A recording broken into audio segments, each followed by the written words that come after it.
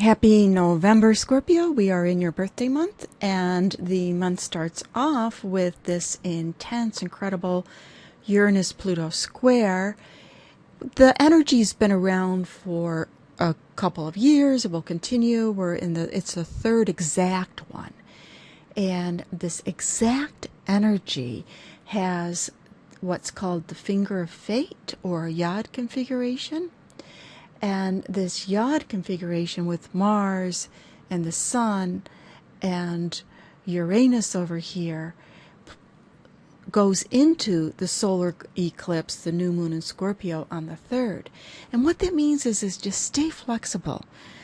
A lot of times when you have a finger of fate configuration, things can go in directions that one doesn't expect. And it's about being open to whether it's an activity or whether it's a huge life event that wasn't not necessarily planned. And this flexibility energy comes in, but we still have Saturn here in Scorpio. So as much as the universe might say be flexible, make some changes, be open to things that you don't even know exist, with the Saturn energy here, there's that sense of, but what are you accountable? And what are the boundaries? What are the restrictions? Move through them. Just know that it's your time to contemplate, your time to change, your time to release and let go. So much of the Scorpio new moon is about that. What do I need to let go? What do I need to transform? A very busy month is when Venus goes into Capricorn. The 5th, she's shifting over into an earth sign, and then Jupiter goes retrograde on the 7th. And Jupiter retrograde, it's in Cancer, a water sign. You're a water sign, and it's in a angle with your chart, with your sun, of that's expanding what you believe, what you know, the ability. It's looking at your belief systems. It falls into this transformation energy very good. And the day that Jupiter goes retrograde, the sun is exact Saturn. So there's this depth energy, really, really going deep into thinking about what to let go of. What do I want to be accountable for? So astrology talks about Saturn and accountability, but it's what do you want to be accountable for? Ultimately, your life, who you are, who you want to be. And Jupiter's at what's called the node of Pluto, so it brings this bigness, this intensity to this day.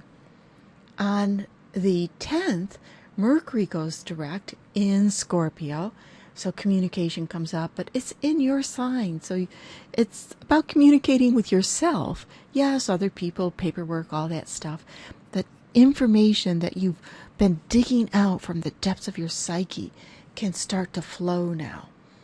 We have Neptune going direct on the 13th in a water sign again. You're a water sign.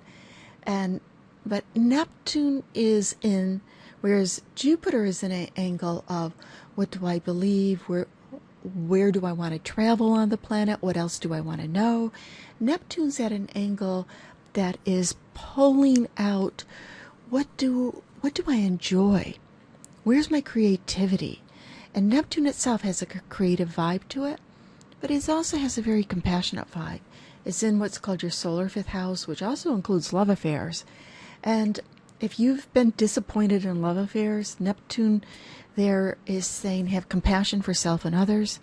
If you've been disappointed or betrayed by others, there's learning, it's not about accepting somebody else's behavior, but it is about growing through compassion. The full moon is so passionate and so intense in your sign, that from Scorpio, the sun in Scorpio, to the moon in Taurus, it's very passionate, and it reflects back from others. So what do you want from others? What do you expect from others? What do others expect from you? And how much is balanced in your life? How much do you feel is balanced? It's conjunct this fixed star called Algo, which represents being beheaded. But the message is, don't lose your head. The message is, where do I lose my head in life? And how do I not lose my head over things? How can I keep my head and still be myself and still embrace this intensity and passion? Sun goes into Sagittarius on the 21st, bringing some fire energy into the month and shifting a lot of the Scorpio energy. So at least the Sun is shifted out of the Scorpio energy into what's called your solar second house, which is, do I have the things that I need? Do I have the resources that I need to live the life that I want? Most people call it the money house, and it is partly money, but it's really more than that.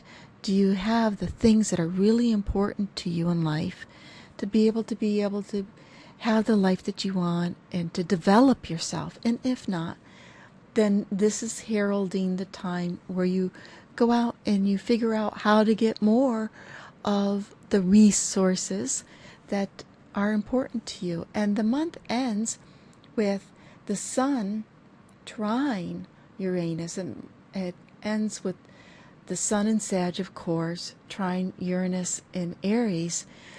And when a trine energy is getting in with the flow, how do I get into the flow? And stepping into December with inspiration, more of an inspiration. And for you, the inspiration will be moving forward to bring into your life that which you need to feel full and complete, and to be able to have what's needed to continue with this transformational energy you are under.